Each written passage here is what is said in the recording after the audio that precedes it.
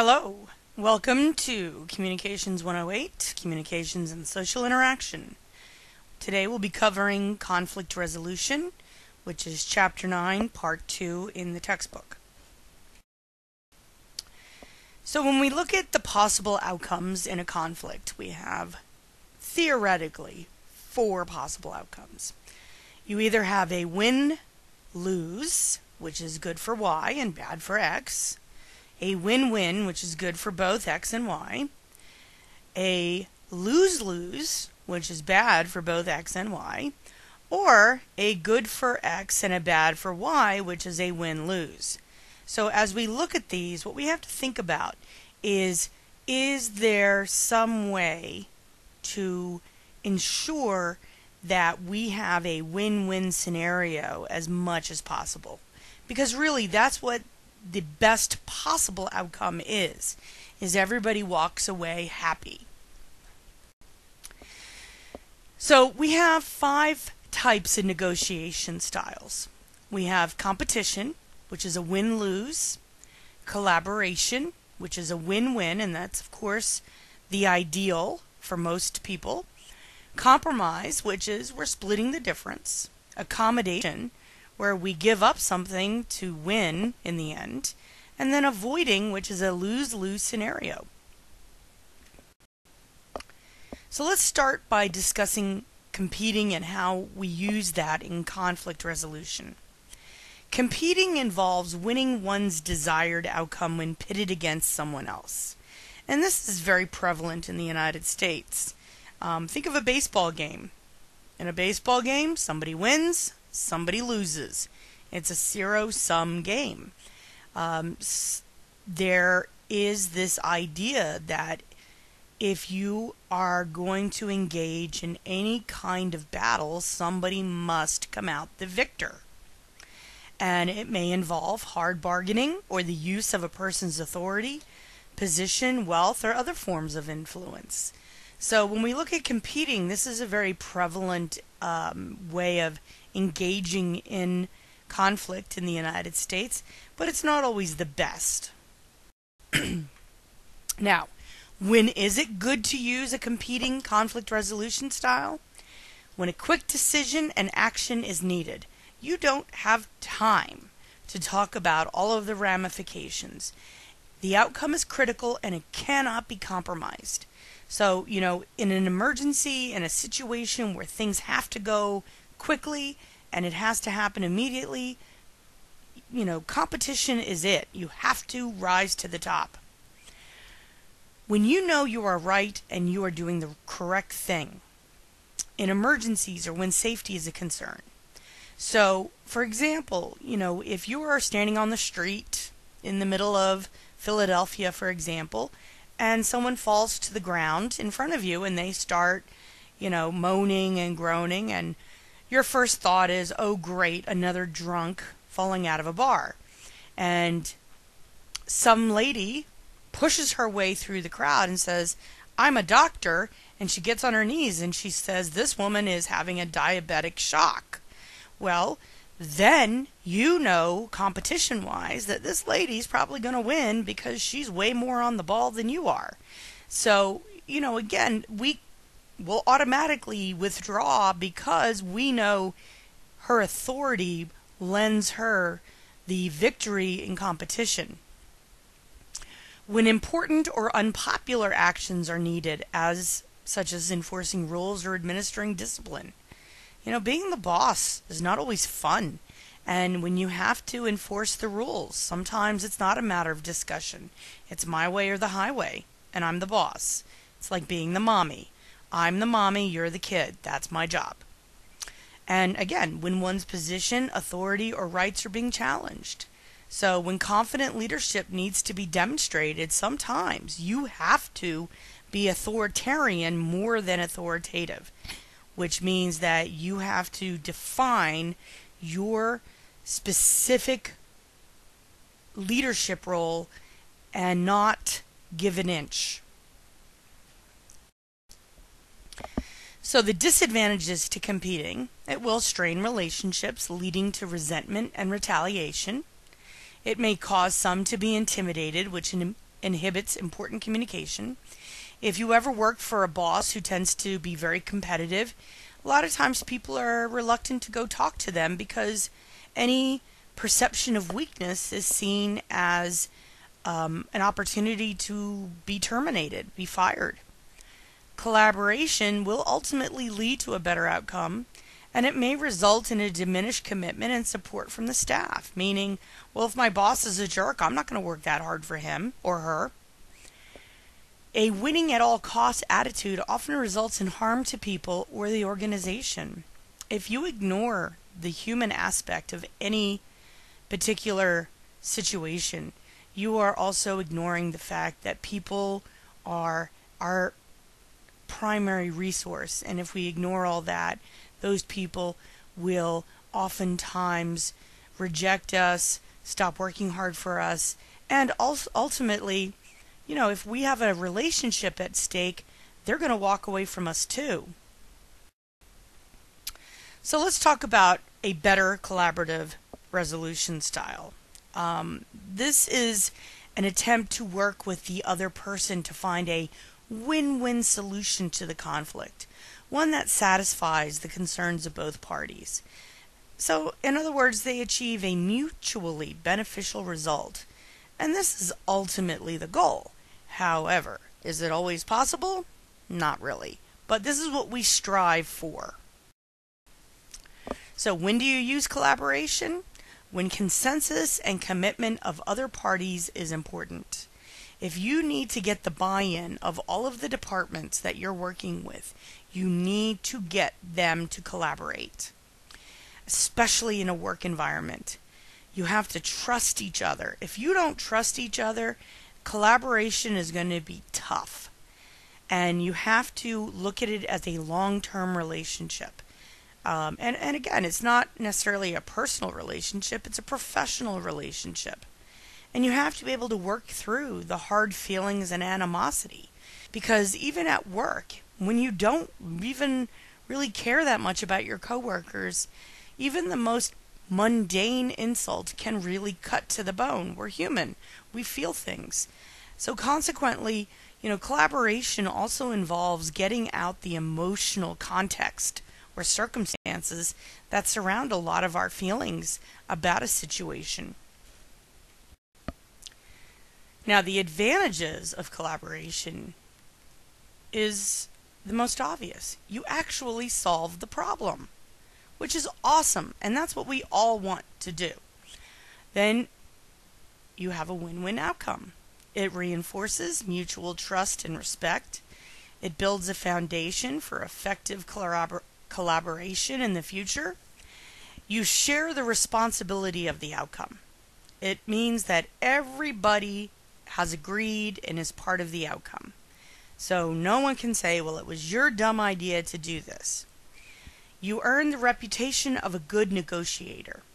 And for parties involved, the outcome of the conflict resolution is less stressful because you've collaborated.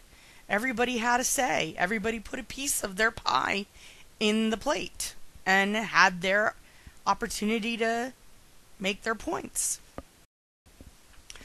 Now, there are, of course, some disadvantages to collaboration. It requires a commitment from all parties to look for a mutually acceptable solution. And, the situation is that there are some people, much like internet trolls, who don't want a mutually acceptable solution. They want to watch the world burn and they don't care. It may require more effort and more time than some other methods. And a win-win solution may not always be feasible. For the same reason, collaborating may not be practical when timing is crucial and a quick solution or a fast response is required. Again, in an emergency situation, sitting down and hashing out all the details for 3 or 4 days when a burning building is coming down is not the best option. And once one or more people lose their trust in another, other method of conflict resolution must be considered because collaboration requires trust. Then we get to compromise. And compromise is something that we've been taught, depending on your perspective, is either a good thing or a bad thing. Well, compromise is, depending on your perspective, a good thing or a bad thing. It looks for a practical and mutually acceptable solution which partially satisfies both parties. So you give up a little to get a little, and they give up a little to get a little. So when you look at this picture, what you see here is the compromise is you getting a little bit of what you want, and they get a little bit of what they want. But notice you are both giving up something to get to what you want. So when do you use compromise? When the goals are moderately important and not worth the use of more assertive or more involving approaches, such as collaborating. So it's not like hugely important. It's not going to require you to spend weeks in a room reaching ideas that are going to be implemented for the rest of eternity. No, it's let's get this over with and move on. To reach a temporary settlement on complex issues. Sometimes an issue is so complex, there's no way to really finalize a decision. So you come up with a temporary idea and you move forward on it. The compromise that we see in foreign affairs, especially in the Middle East, is something that is on a constant basis of improvement, revision, and rating it to see can we make it better. Because it's a very complex situation that is constantly changing. To reach a fast solution on an important issue. And as a first step when the involved parties do not know each other very well and haven't developed a high level of mutual trust. So again, when we think of peace talks in the Middle East, there is a consistent use of compromise as a conflict resolution because they don't trust each other. And whether or not they evolve into a trust situation, the moment they don't trust each other, so collaboration will not work.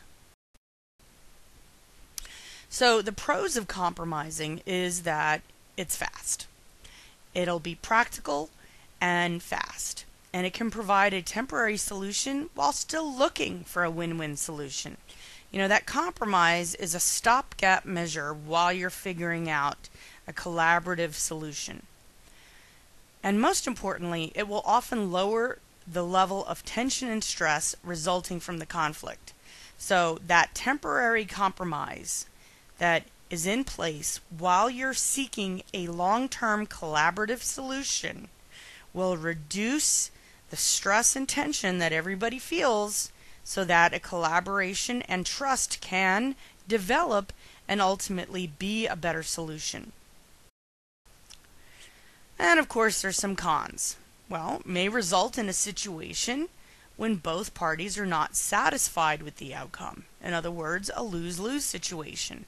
They feel like they both gave up too much and got too little. And ultimately, it doesn't really contribute to building trust in the long run. A compromise is very much a stopgap measure. It doesn't truly build the trust. Other things have to. And it requires close monitoring and control to ensure the agreements are met, which takes time, which takes effort, and of course will cost money. So here is everybody's favorite conflict resolution technique, avoiding, also known as withdrawing. And this is when a person does not pursue his or her own concerns. They simply withdraw from the conflict. They postpone it, they subside it, they avoid it. So sometimes avoiding is actually a good idea. So if the issue is trivial and not worth the effort, why bother? So for example, if you and your love muffin are trying to decide what movie to see, and your love muffin wants to see a movie that you don't want to see, but he or she has been cranky lately, why bother trying to fight to see the movie you want to see when it's just going to be easier to let them have their own way, and hopefully they'll be less cranky. When more important issues are pressing and you don't have time to deal with it. So if somebody has a bee in their bonnet about their job title, and you as the boss don't care what their job title is, and they want a new job title, and you say, fine, go for it. Have at it. Get your business cards changed. I don't care. And in a lot of small companies, they do this because the job titles are not going to come with a raise or an increase in benefits or anything like that. It's just a sense of the employee feeling better about the title they are associated with. In some situations, postponing the response can be beneficial to you. So, for example, when it's not the right time or place to confront the issue, if you're in a meeting and one of your subordinates is saying stuff that is just inappropriate or wrong, and you just don't want to make a scene in front of your coworkers, you speak to them later. So you avoid it during the meeting, but you deal with it afterwards. And sometimes you need to collect information. When you see no chance of getting your concerns met, or you have to put forth an unreasonable level of effort. Sometimes in relationships, it doesn't matter how much you tell your love muffin about your feelings. They are going to ignore you on a Sunday when football is on, despite your love of going to craft fairs on Sundays. So you just give up and you say, you know what, you can stay here and watch football all day. I'm going out with my friends to a craft fair. And, you just don't have the fight anymore. And then sometimes you're just not able to handle the conflict. You're too emotionally involved, or others can handle it better. Your child and yourself are having an argument about their drug use or sexual activity. You're upset, they're upset, you're screaming at each other. Sometimes it's just best to go to your separate corners, calm down. You still have to deal with it, but sometimes you just need that break from each other. The advantages of avoiding is when the opponent is being aggressive. You can choose to withdraw and postpone your response until you are in a more favorable circumstance for you to push back. In other words, if they're being aggressive verbally, you want to be in a situation where you don't have to shout, or if you do have to shout, you're not going to be in front of 25 people. Avoiding is a low-stress approach when the conflict is short-term. If your cousin from another country is visiting for a week and they are making you crazy, but in 4 days they'll be gone. So you just keep it on the quiet and you just let it go. Then, there's nothing wrong with using avoiding. It gives you the ability and the time to focus on more important or other more urgent issues instead.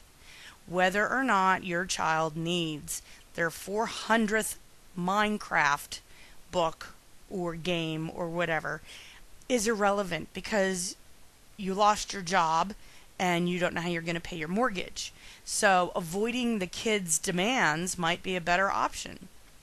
And as I've mentioned, it gives you time to prepare and collect information before you react. A lot of times you'll see managers who will say to you, listen, I don't have time to talk to you right now, but we'll talk tomorrow or the day after.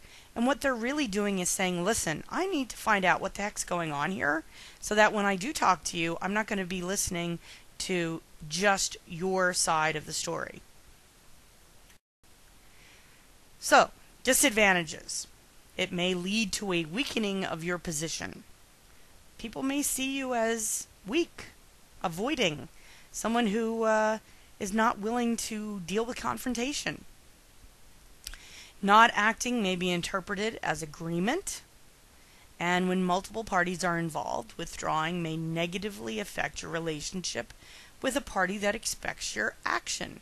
So if someone thinks you should be doing something and you're not, they may perceive you as being a bad manager or inadequate in the role that you have.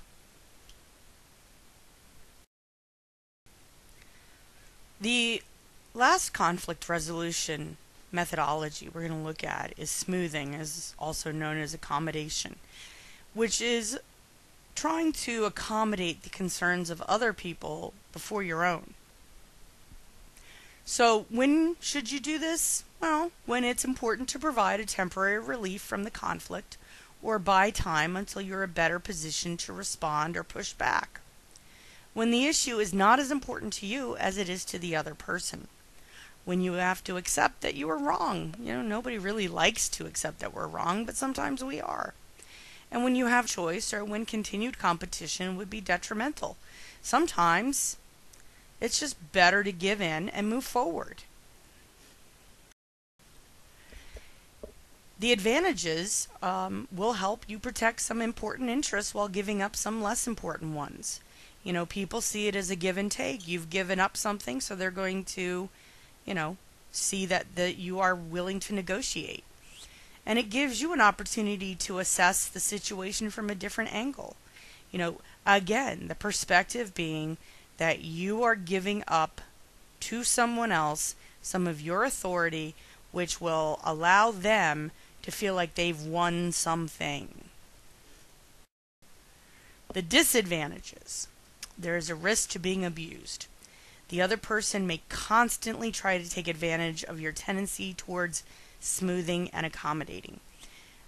There is not necessarily a conscious desire to do this.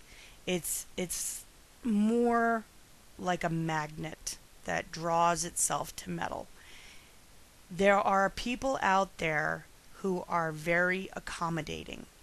And for those of you who are like that, you know what I'm talking about. You are willing to help others. You are willing to put others first. This is oftentimes something we've learned from our childhood, something that we were taught.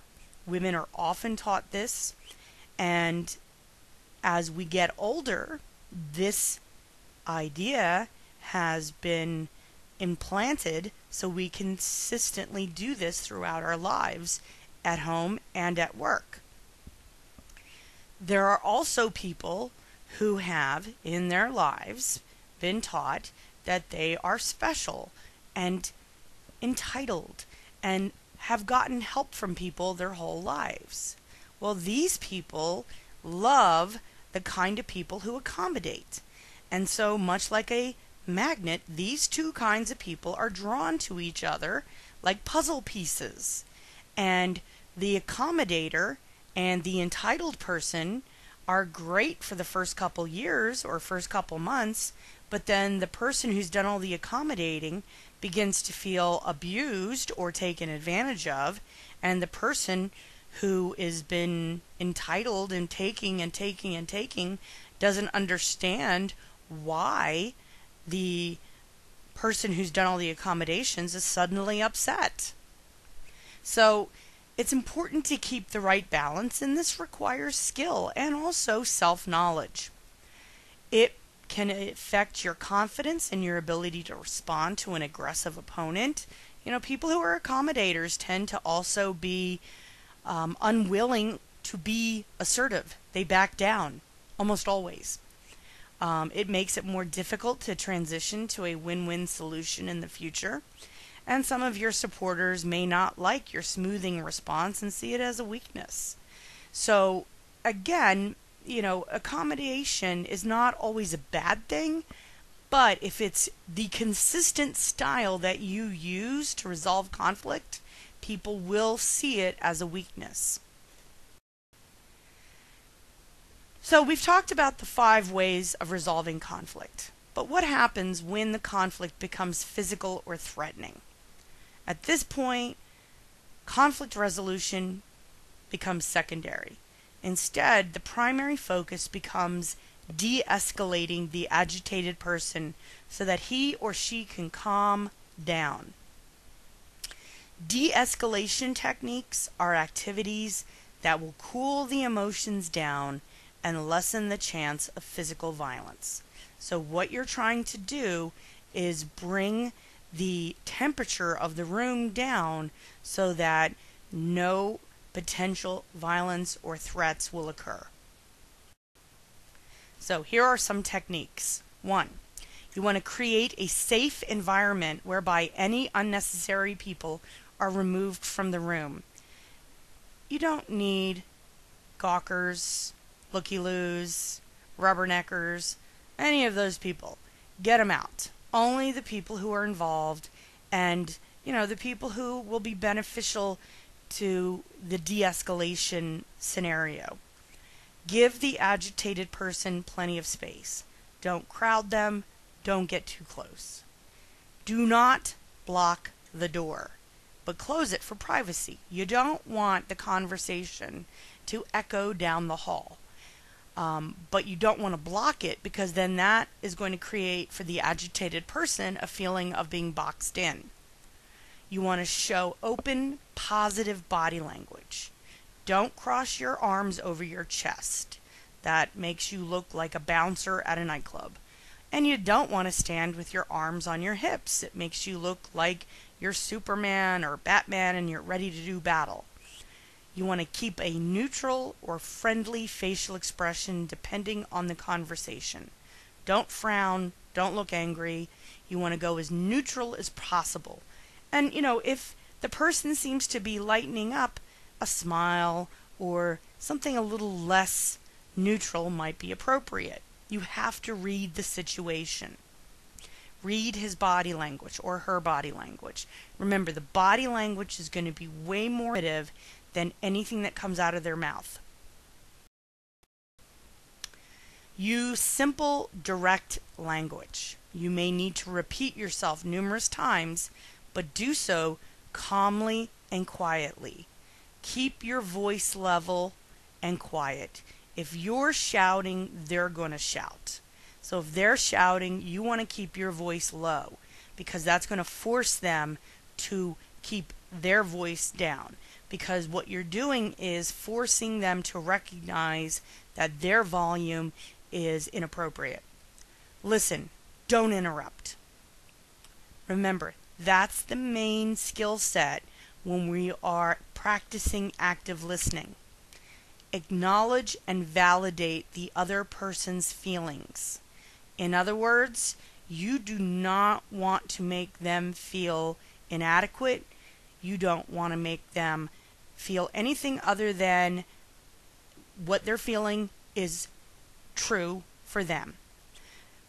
I am sorry that you feel that way. You're not saying you're sorry, but you're sorry for them feeling that way. It's almost going back to that lecture we had on discussing how to deal with clients who are complaining about something. I'm sorry you feel that way. Let me see if I can help you. Treat the person with respect. Do not humiliate or insult the person. That's when people get really angry and come back with a gun. So you want to avoid antagonizing the agitated person. And finally, ask the person what they want to happen and how they want the situation to end. Ultimately, they don't want violence because they know that's going to get them in worse trouble. So, let the energy of the room die down. Get everybody calm. And inevitably, most of the time, not all of the time, the situation will calm itself. However, if, on the other hand, you are humiliating them, if you're yelling at them, if you're invalidating their feelings, that's when things get out of control. So, that's it for today's presentation. If you have any questions, as always, please email or text me, and I hope you have a fabulous day. Thank you.